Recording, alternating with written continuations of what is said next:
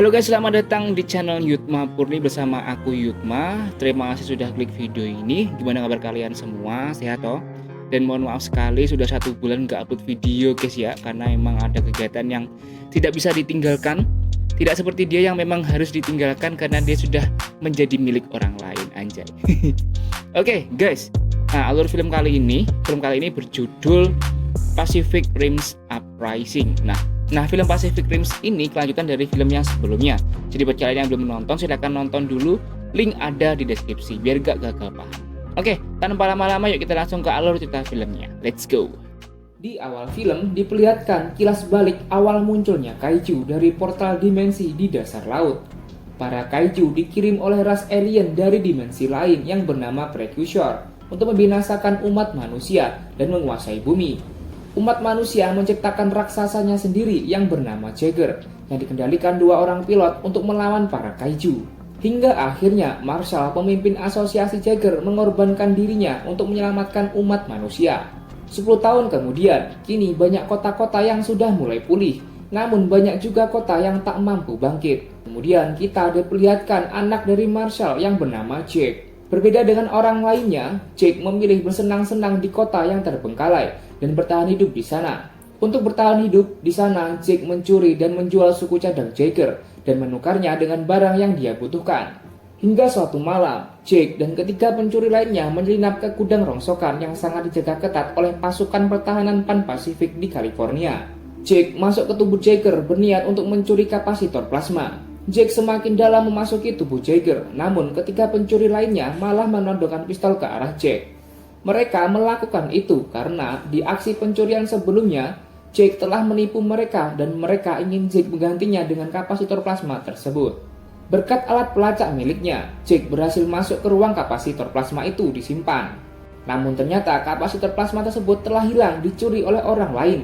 Ketiga orang itu mulai marah dan mulai memukuli Jake karena mengira Jake telah membohongi mereka lagi. Jake sadar ternyata ada orang lain yang telah mendahulunya mencuri kapasitor plasma tersebut. Jake berlari mengejar pencuri tersebut, sementara ketiga pencuri lainnya mengejar Jake. Jake terlihat sangat menguasai medan di sana, hingga akhirnya Jake berhasil menjebak ketiga pencuri itu di ruang rahasia Jaeger dan menguncinya di sana. We're good. Namun sayangnya, Jake gagal mengejar pencuri kapasitor plasma tersebut.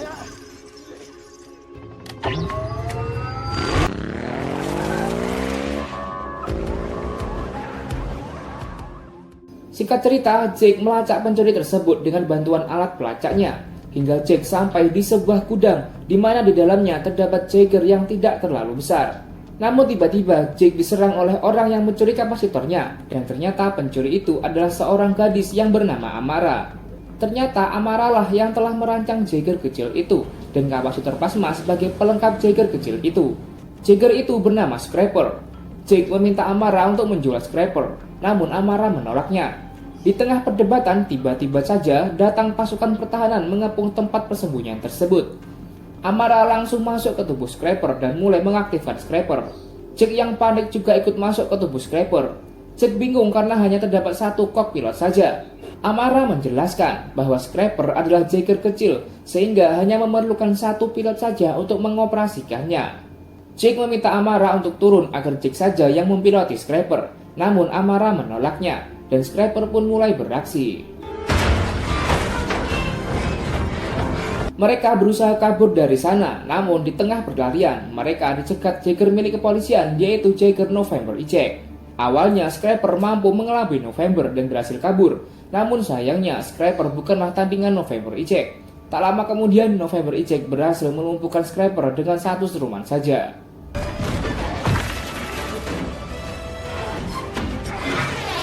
Power down.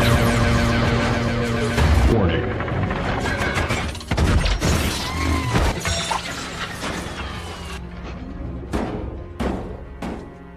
Jake dan Amara pun ditangkap polisi. Di penjara mereka saling menyalahkan. Kemudian Jake mendapatkan pesan hologram dari Mako Mori, kakak sambung Jake. Mako membantu Jake keluar dari penjara dengan syarat Jake harus kembali ke pangkalan pusat Jaeger untuk melatih para calon pilot Jaeger. Singkat cerita, Jake dan Amara sampai di pangkalan Jaeger Satterdam, Cina. Pihak militer juga membawa Scraper ke pangkalan Jaeger. Jake bertemu dengan mantan kopilotnya yaitu Nate. Dari sini Amara baru mengetahui bahwa Jake adalah anak dari Marshall.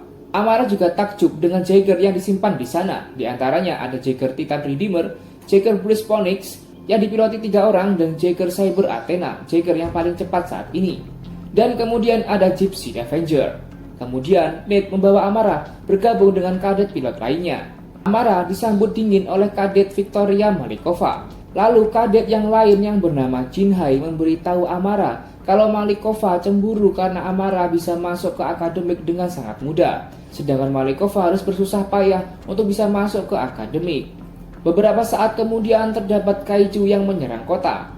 Beruntungnya ada Jaeger Titan Redeemer di sana. Namun kaiju itu terlalu kuat dan mampu menumbangkan Titan Redeemer. Ternyata itu hanyalah simulasi pilot Jaeger. Namani gagal melakukan drift dengan pilot Sures. Malam harinya, Nate menemui Jake dan menanyakan kenapa Jake seperti tidak serius melatih para kadet. Jake menjelaskan bahwa dia sangat ingin keluar dari program Jaeger karena menurutnya kaiju tidak akan muncul kembali setelah portal dimensi ditutup. Nate juga menjelaskan perusahaan Shaun Industries sedang merilis program drone Jaeger yang bisa dikendalikan dari jarak jauh. Jika program ini disetujui, maka Jaeger dengan pilot manusia akan dibubarkan. Keesokan harinya, perusahaan Shaun Industries datang ke pangkalan yang dipimpin oleh Nona Shaun Liwen. Kemudian ada Newton yang sekarang bekerja di Shaun Industries. Mereka disambut pimpinan Jaeger saat ini, yaitu Marshall Kwan. Di pertemuan ini, Makomori juga datang. Dia senang melihat Jake kembali ke pangkalan. Lalu Herman Gotin muncul untuk menyambut teman lamanya, yaitu Newton. Herman menunjukkan penemuannya yang baru, yaitu pendorong roket untuk membawa Jaeger ke medan pertempuran lebih cepat. Herman juga mengatakan bahwa ketika darah kaiju disatukan dengan elemen langka bumi, maka akan sangat reaktif dan memunculkan energi yang sangat besar. Newton mengatakan bahwa temuan Herman ini sia-sia karena sebentar lagi teknologi drone Jaeger akan disetujui, maka teknologi drone milik Shaun Industries akan disebar ke penjuru bumi. Di tempat lain, Shaun mempresentasikan teknologi drone miliknya. Beberapa perwira setuju dengan program ini, namun ada juga yang membantah teknologi ini karena menurutnya mereka adalah seorang pejuang, bukanlah pekerja kantoran. Terlihat Jake juga tidak setuju dengan teknologi ini karena rawan diretas. Namun Makomori tidak bisa apa-apa karena para dewan menyetujui teknologi ini. Mako meminta Jake dan Nate untuk membawa Gypsy Avenger sebagai pengawal di pertemuan para dewan di Australia nanti. Keesokan harinya pertemuan di Australia digelar. Dari jauh terlihat Gypsy Avenger mendekati pertemuan dengan diangkut beberapa helikopter. Di tempat lain, Makomori dan Shaun juga berada di sana. Saat akan memasuki pertemuan dewan, tiba-tiba dari laut muncul Jaeger yang tidak dikenali. Jaeger itu menembakkan rudal ke arah gedung pertemuan. Gypsy pun bertarung melawan Jaeger asing itu.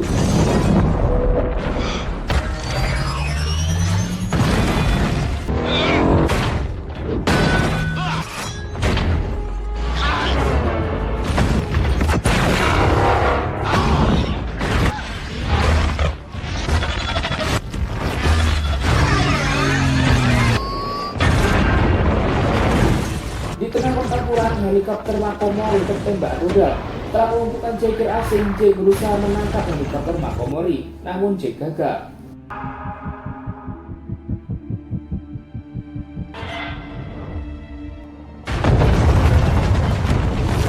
Dari atas terlihat 3 Jaeger menuju medan pertempuran. Jaeger asing yang melihatnya langsung kabur. Di markas, Jake yang sedang berduka menemui Amara yang sedang berlatih. Amara tak ingin tertinggal dengan teman-teman yang lain. Jake pun membantu Amara melakukan drift. Jake melihat masa lalu Amara, di mana keluarganya tewas diinjak kaiju. Jake segera menghentikan drift, khawatir Amara akan terjebak di memorinya. Di tempat lain, Jake dan yang lainnya mendapatkan pesan dari Makomori yang dikirim sebelum helikopternya terjatuh. Herman menemukan bahwa Jaeger asing itu bernama Obsidian Fury. Setelah pesan Makomori dienkripsi, ternyata pesan itu membentuk sebuah logo. Kwan meminta Herman untuk mencari tahu tentang lambang tersebut. Di dalam Shaun Industries, Swan meminta Newton untuk segera meluncurkan semua drone karena para dewan menyetujui teknologi miliknya. Di apartemen terlihat Newton tengah berbincang-bincang dengan seseorang yang ternyata itu adalah otak kaiju yang masih hidup. Kemudian Newton pun kembali melakukan drift dengan otak kaiju tersebut. Singkat cerita, Herman berhasil menemukan bahwa pesan dari Makomori bukanlah lambang, namun sebuah pulau yang berada di semenanjung Siberia. Dulu tempat itu digunakan untuk membuat inti daya Jaeger. tapi sudah tak digunakan lagi. Jake meminta izin untuk membawa Gypsy Avenger memeriksa tempat itu. Keesokan harinya, Jake dan Nate sampai di pulau itu. Tak beberapa lama, Gypsy mendapatkan serangan dari jauh. Ternyata itu adalah Obsidian Fury. Jake langsung mengejarnya, dan pertarungan pun tak terhindarkan.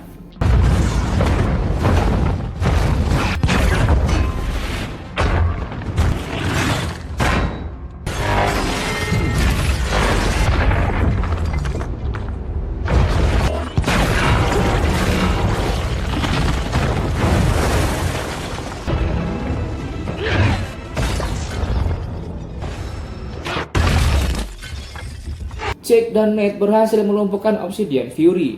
Mereka terkejut karena yang mempiloti Obsidian Fury bukanlah manusia, namun otak kaiju.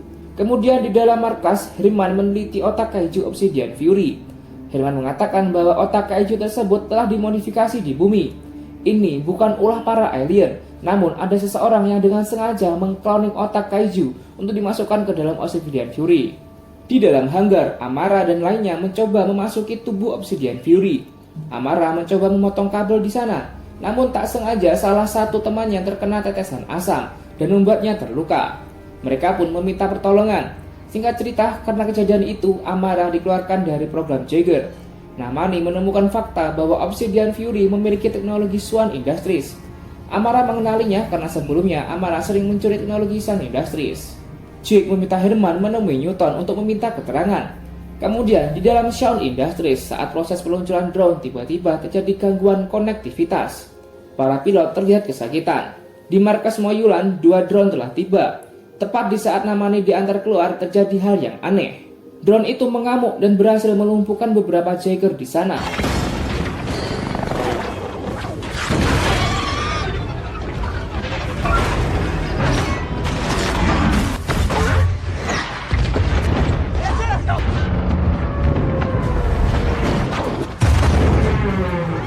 Di tempat lain, Herman menemui Newton untuk menghentikan drone milik Swan Industries yang menggila. Namun, bukannya menghentikan drone itu, Newton justru mengonfirmasi peluncuran drone di seluruh penjuru dunia. Tak disangka Newton adalah dalang kekacauan ini. Newton berencana mengakhiri dunia yang telah direncanakan 10 tahun ini. Ternyata, otak Newton telah dirasuki Precursor sejak melakukan drift dengan otak kaiju dulu. Di penjuru dunia, para drone berkumpul untuk membuka portal kaiju. Di dalam markas Moyulan, para drone berhasil menewaskan Marshal Kwan.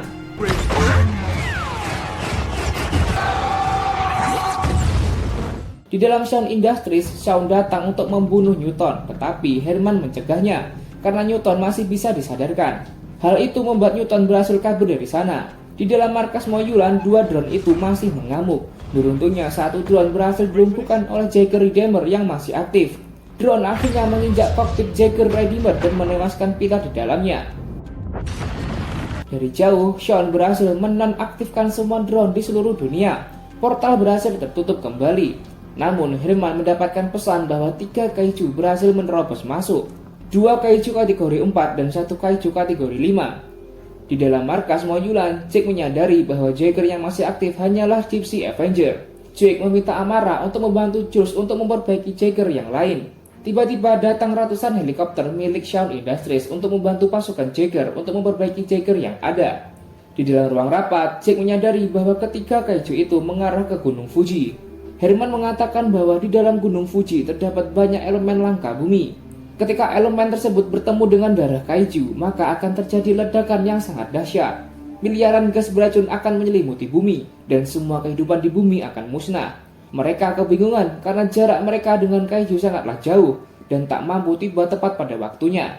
Nate menanyakan kesiapan teknologi roket milik Herman. Herman mengatakan teknologi itu belum siap, tapi karena situasi mendesak, Herman pun mampu mempersiapkannya.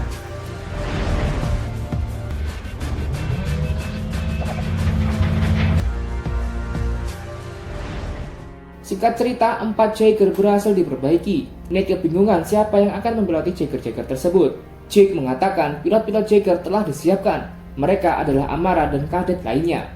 Mereka pun bergegas masuk ke Jaeger yang telah dipersiapkan. Amara, Victoria, dan Jinhai mengendarai Jaeger Freezer Phoenix. Tures dan Ilya di dalam Guardian Bravo. Renata dan Royce di dalam Cyber Athena. Kemudian Jake dan Nate di dalam Gypsy Avenger.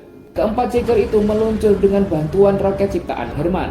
Sementara itu, para kaiju telah sampai di Tokyo dan menghancurkan semua yang ada di depannya. Beberapa saat kemudian, para Jaeger telah sampai. Gypsy dan Phoenix menyerang kaiju terbesar. Guardian dan Athena menyerang kaiju lainnya.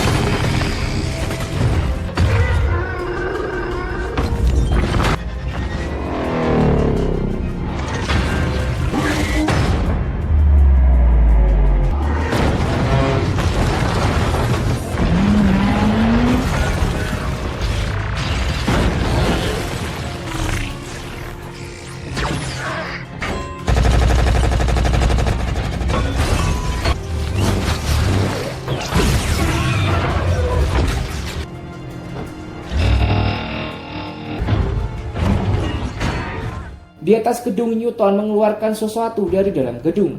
Itu adalah robot-robot kecil. Ribuan robot kecil itu membuat ketiga kaiju bergabung menjadi satu, dan terbentuklah kaiju terbesar, yaitu Mega Kaiju.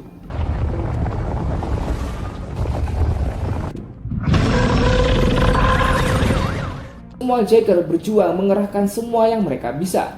Namun kaiju itu sangat kuat dan membuat beberapa Jaeger telah tumbang.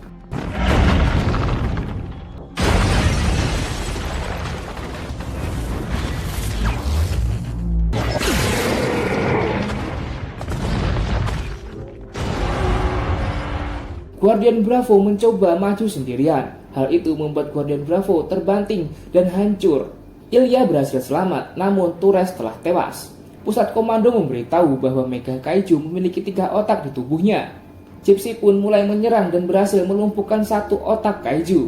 Namun sayangnya, Cyber Athena berhasil tertusuk dan hancur. Phoenix juga dicabik-cabik dan kemudian hancur. Amara dan lainnya berhasil selamat berkat kapsul selamat. Kini tinggal Gypsy Avenger yang tersisa. Dengan sisa tenaganya, Gypsy tetap berusaha menghentikan Mega Kaiju. Namun Gypsy terbanting dan membuat Nate tak sadarkan diri.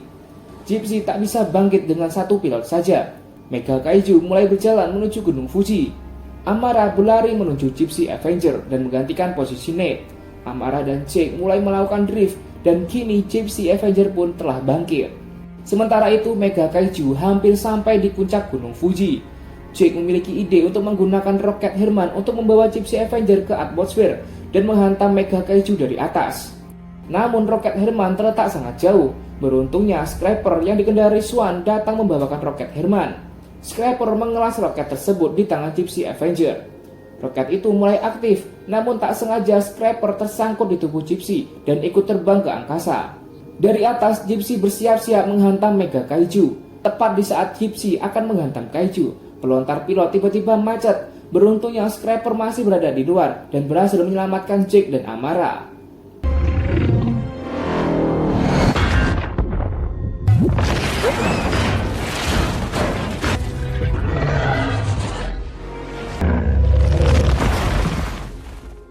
Di tempat lain, Nate berhasil menangkap Newton. Jake dan Amara berhasil selamat. Di dalam markas, Newton yang dirasuki Precursor mengatakan bahwa mereka tidak akan berhenti untuk datang ke bumi. Namun Jake mengatakan tidak usah repot-repot datang ke bumi. Selanjutnya kami yang akan mendatangi kalian.